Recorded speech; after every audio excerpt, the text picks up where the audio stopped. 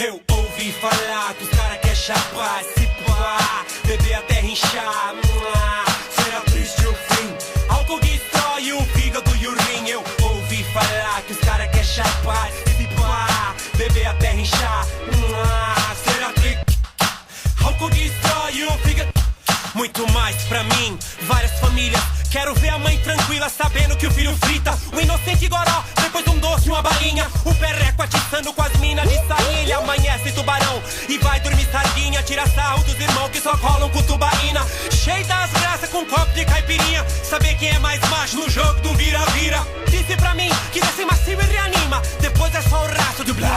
Lá na vila, digo sim, já me acabei no carotim. Mas eu nunca mais quero essa vida pra mim. Eu ouvi falar que os malucos querem tornar, enxugar o caneco pra depois os travecos tão ali. Alguém vai se iludir porque eu ouvi falar que os cara quer chapar, se pá, beber até inchar. Será triste o fim, álcool destrói o fígado e o rim. Eu ouvi falar que os cara quer chapar, se pá, beber até inchar. Será triste o fim, álcool destrói o fígado e o rim. O álcool é uma substância muito presente no nosso dia a dia. Nas mais diversas formas e marcas, ele está presente no cotidiano da sociedade moderna. Inclusive, muitos podem pensar que 51 é mundial, mas na verdade é só cachaça mesmo.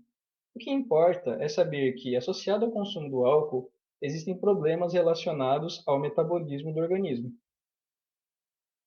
Antes de começar a falar dos efeitos toxicológicos que o álcool causa no organismo, é preciso entender como ele chega lá, ou seja, seu processo de absorção e distribuição pelo corpo.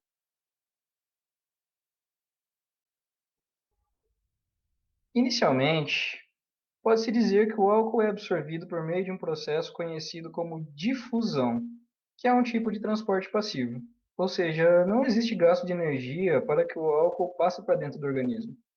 Esse mecanismo de absorção do álcool ocorre no trato gastrointestinal, principalmente nas regiões do duodeno e do jejum.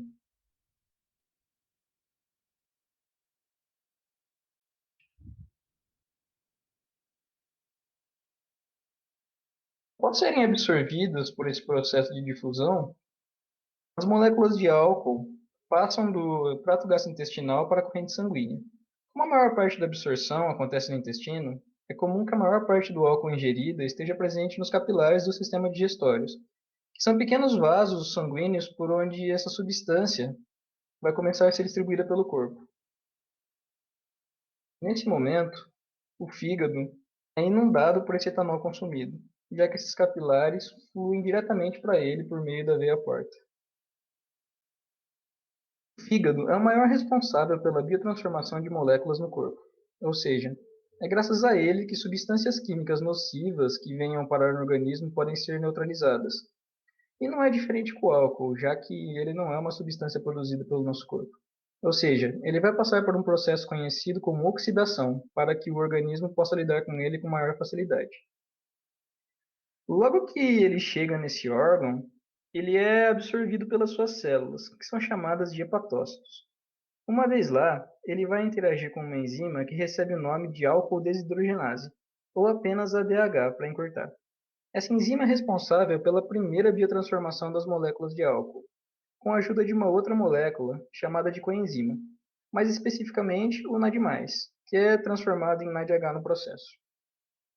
Após essa ação dessa enzima, o álcool se transforma em acetaldeído. Vale ressaltar que o acetaldeído é extremamente nocivo ao nosso organismo, tanto que os efeitos adversos presentes no consumo do álcool, a famosa ressaca, estão associados ao acúmulo dessa substância. Mas essa substância também é biotransformada, só que dessa vez no citoplasma das mitocôndrias. Uma vez lá, haverá ação de uma outra enzima, a aldeído desidrogenase, ou só a LDH para encurtar. Assim como a ADH, ela precisa de uma ajuda de uma outra coenzima NAD+, que se transforma em NADH no processo. Essa segunda etapa de oxidação converte o acetaldeído, que é um metabólito tóxico, em acetato, que é inofensivo e pode ser utilizado pelo organismo para a síntese de uma substância chamada acetil-CoA, que possui diversas utilidades É importante notar que, no processo de transformação do álcool em acetato, ocorre a conversão de duas enzimas NAD+, em NADH. Esse excesso de NADH no organismo também nos traz algumas consequências. Um grande exemplo de consequências desse acúmulo de NADH pode ser observado no ciclo da gliconeogênese. De modo resumido, podemos observar aqui no canto inferior direito que no tecido muscular a glicose é utilizada para a produção de energia, sendo convertida em piruvato. Então, é lactato. Esse lactato é transportado até o fígado pelo sangue, onde é convertido novamente a piruvato, depois oxalacetato e glicose. Essa glicose, então, é transportada novamente ao tecido muscular pelo sangue, fechando assim esse ciclo, que é essencial no organismo. Entretanto, quando grandes quantidades de álcool são oxidadas, a concentração de moléculas de NADH aumenta muito, fazendo com que a conversão de lactato a piruvato no fígado seja inibida. Isso faz com que o lactato comece a se acumular no organismo, podendo levar a casos de acidose metabólica, que é fatal. Além disso, ele vai competir com o ácido úrico nos rins pela eliminação. O ácido úrico, então, começa a se acumular nas articulações e causar inflamações, resultando no que chamamos de gota. Outra alteração que ocorre pela oxidação de álcool está no metabolismo de ácidos graxos no fígado. Normalmente, ácidos graxos podem seguir por duas vias: a da esterificação, que resulta na formação de triacilglicerol, de forma resumida, e a via da beta-oxidação, que resulta na formação do acetil-CoA, uma substância importante que já foi mencionada anteriormente.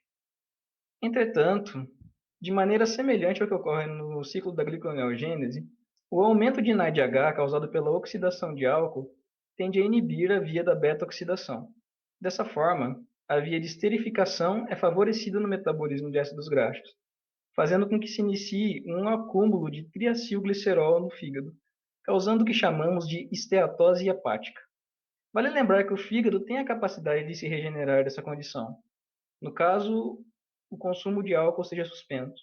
Entretanto, no consumo constante de álcool, isso é, alcoolismo crônico, faz com que esse acúmulo de gordura aumente cada vez mais. No último estágio desse acúmulo de gordura, acontece o que nós chamamos de cirrose hepática. Ao chegar nesse estado, o fígado não consegue mais se recuperar.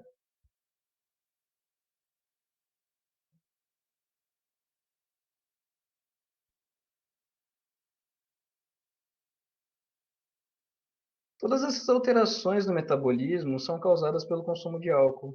Entretanto, o fígado não é o único local que sofre os efeitos do consumo dessa substância. Ela também age no sistema nervoso central, causando algumas alterações.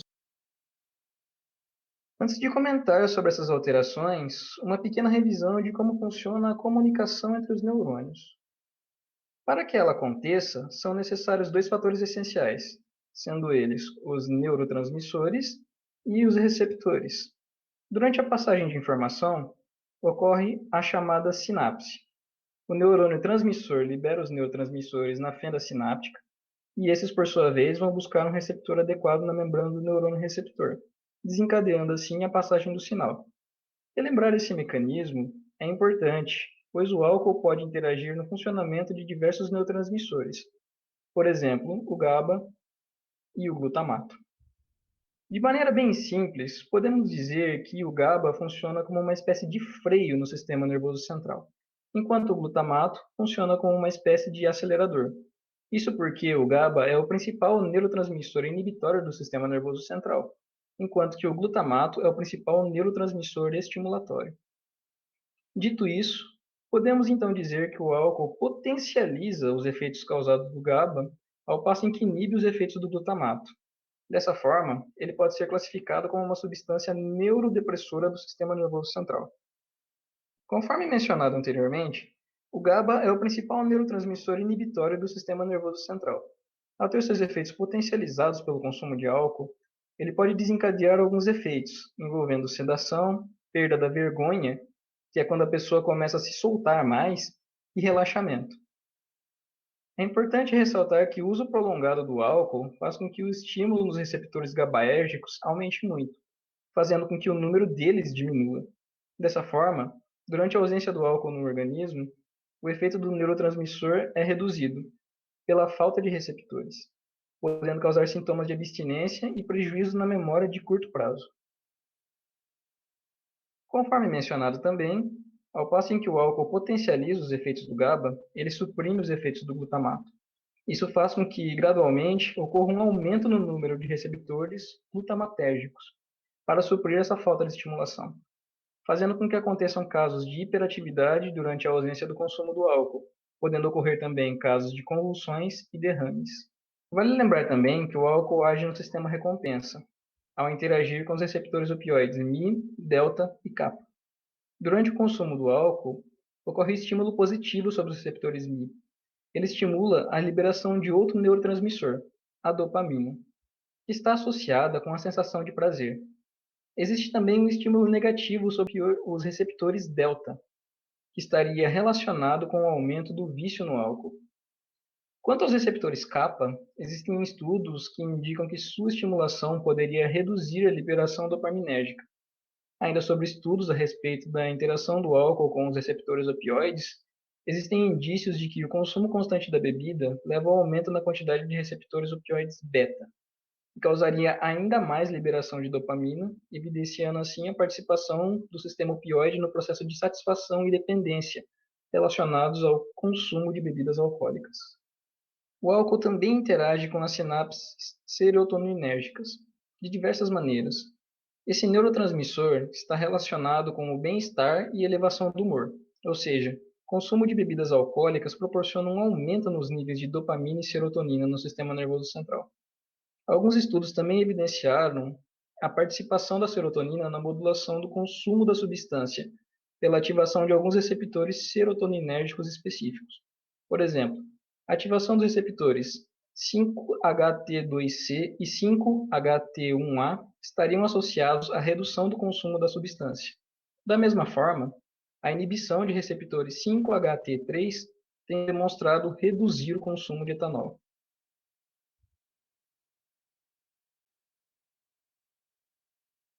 Embora alguns mecanismos de interação do álcool com os receptores do sistema nervoso central ainda não estejam muito bem esclarecidos, sua atuação e efeitos são evidentes. É como diz o ditado: tudo que é em excesso faz mal, portanto, bebam com moderação. Como toda doença, deve ser tratada. O alcoolismo não é diferente.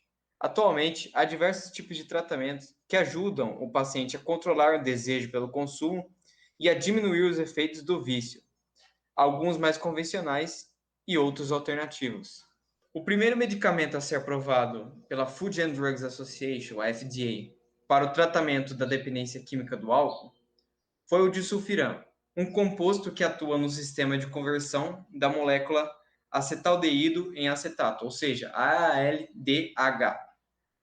Ambas geradas através da biotransformação do etanol no nosso organismo.